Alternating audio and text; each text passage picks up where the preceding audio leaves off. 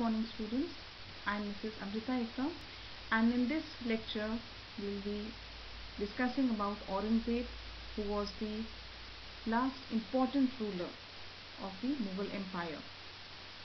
There were many other rulers after him, but it is said that after him there were no such any prominent Mughal rulers after him, and after him the decline of Mughal Empire started. हम देखते हैं इस session में औरंगजेब के बारे में हम चर्चा करेंगे। ये छठे मुगल शासक थे जो बहुत ही महत्वपूर्ण थे। इनके पश्चात और भी मुगल शासक आए, लेकिन वे उतने महत्वपूर्ण नहीं थे, और इनके शासनकाल के उपरांत ही मुगल साम्राज्य का पतन आरंभ हो गया। तो अब हम विस्तार पूर्वक औरंगजेब के बारे में देखेंगे। Muizuddin Muhammad, commonly known by the sobriquet Aurangzeb or by his legendary title Alamgir, was the sixth Mughal emperor who ruled over almost the entire Indian subcontinent for a period of 49 years. He was the last of the great and important Mughal empire. His original name was Muizuddin Muhammad, who was born on 3rd November 1618 in Dohat. He had a number of spouses, among which Dilras Banu Begum was the prominent one. He had many children, among which Bahadur Shah I, Muhammad Akbar, Zebu Nisa are the most prominent ones. He reigned from 31st July 1658 to 3rd March 1707.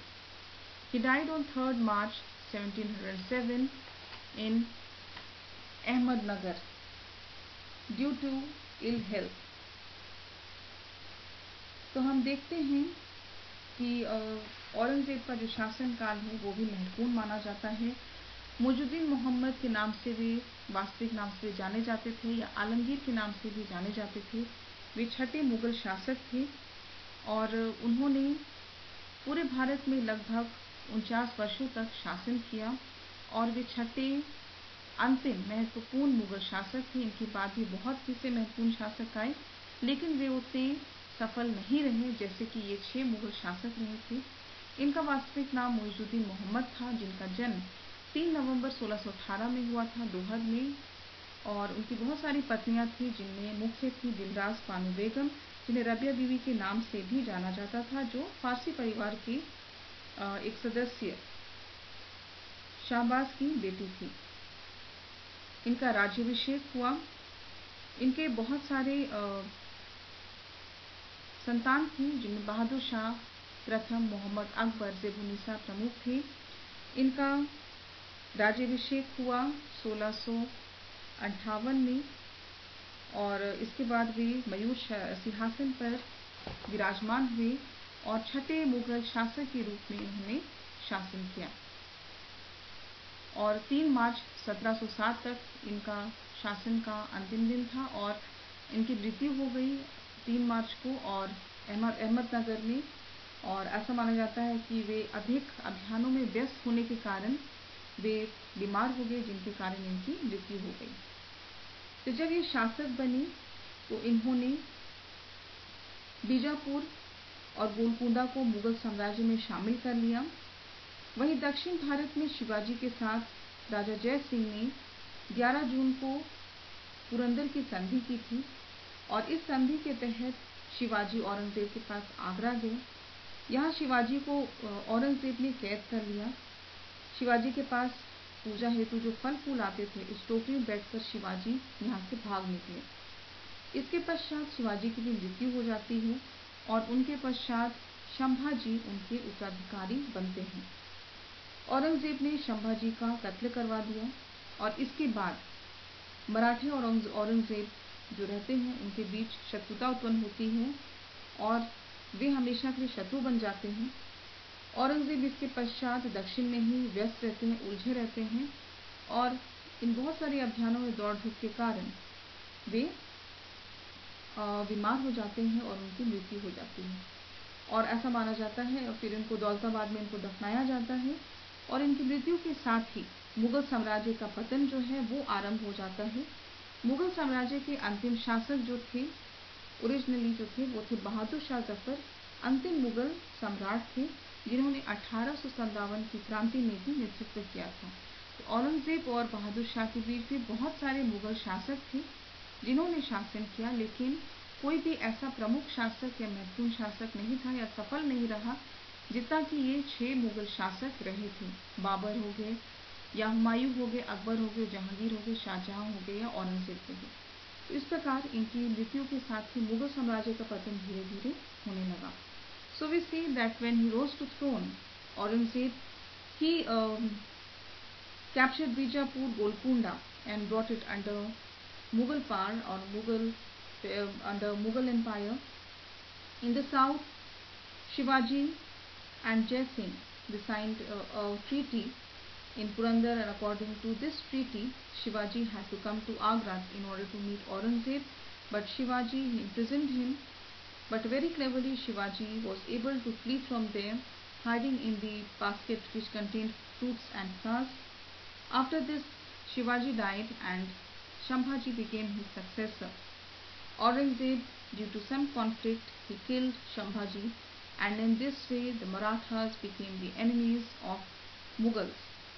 After this, Aurangzeb was quite busy in the south expeditions.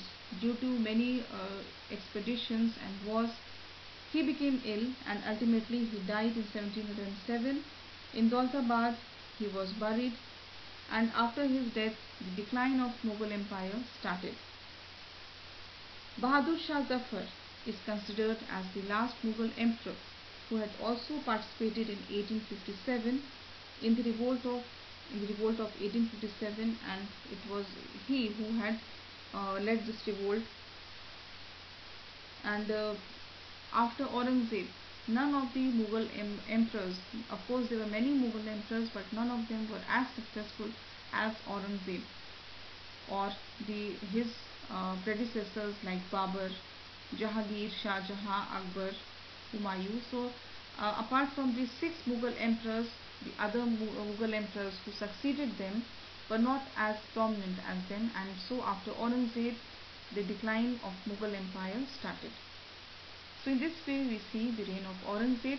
But before the coronation of Aurangzeb, there is one more important thing I would like to mention, that there was a war of succession which took place from 1657 to 58. This war of succession was between Aurangzeb and his other brothers for succession of throne. After the death of Shah Jahan, he nominated Dara Shikoh as the next ruler, who was the eldest son of Shah Jahan. He was a very pious man, but Aurangzeb wanted himself to become the ruler, and so there was a conflict among the 4 brothers.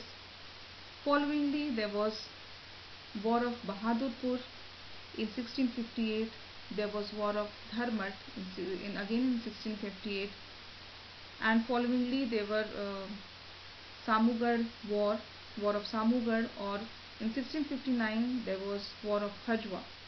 Ultimately defeating all his 3 brothers, that is Dara Shikoh, Shah Shuja and Murad Bakhsh, Aurangzeb ultimately, after killing and defeating his 3 brothers, he was able to successfully make himself or crown himself as the 6th ruler of the Mughal Empire. So इस प्रकार हम देखते हैं औरंगजेब का शासनकाल किस प्रकार रहा। उनके साथ मराठों के साथ अच्छा संबंध नहीं था, लेकिन इसके पूर्व मैं ये ज़रूर मेंशन करना चाहूँगी, चर्चा करना चाहूँगी कि शाहजहां के पश्चात एक उत्तराधिकारी युद्ध हुआ था, जिसमें शाहजहां के पुत्र जो थे, 4 पुत्र थे, मुराद बख्श, दारा शिकोह, शाह शुजा और औरंगजेब, इन चारों में उत्तराधिकार युद्ध हुआ था 1657 से 58 के बीच। और इस युद्ध में चारों भाइयों के बीच एक संघर्ष होता है। शाहजहां अपनी मृत्यु से पहले अपने सबसे बड़े या ज्येष्ठ पुत्र दारा शिकोह को अगला उत्तराधिकारी घोषित करते हैं कि दारा शिकोह बहुत ही कह सकते हैं बहुत ही अच्छा व्यक्ति था, बहुत ही धर्म दर्शन में अध्ययन में रुचि रखने वाला व्यक्ति था, लेकिन औरंगजेब स्वयं शासक बनना चाहता था और इनके बीच संघर्ष होता है। जो कि बहादुरपुर का युद्ध होता है 1658 में, धर्मठ का युद्ध होता है उसी वर्ष, और उसी वर्ष सामूगढ़ का भी युद्ध होता है, और अंत में 1659 में 1659 में खजवा का युद्ध होता है। और इस प्रकार इन युद्ध के बाद औरंगजेब अपने तीनों भाइयों की हत्या कर देते हैं, उन्हें पराजित करते हैं, और अंत में वे अगले मुगल शासक के रूप में राजगद्दी हासिल करते हैं, और इस प्रकार छठे मुगल शासक बनते हैं। So we see this was how Aurangzeb became the sixth Mughal emperor after defeating and killing his other brothers और competitors. So in this way Aurangzeb became the ruler, and how he ruled for almost a long term, that is 49 years, and ultimately he died, and it was after his death that the fall of Mughal Empire started. So that's all. I hope कि आपने समझ गए होंगे कि किस प्रकार वे शासक बने और कैसे उन्होंने शासन किया एक लंबे अवधि के लिए, 49 वर्षों के लिए, और इनके बाद ही मुगल साम्राज्य का पतन होने लगा. So that's all for today. Thank you.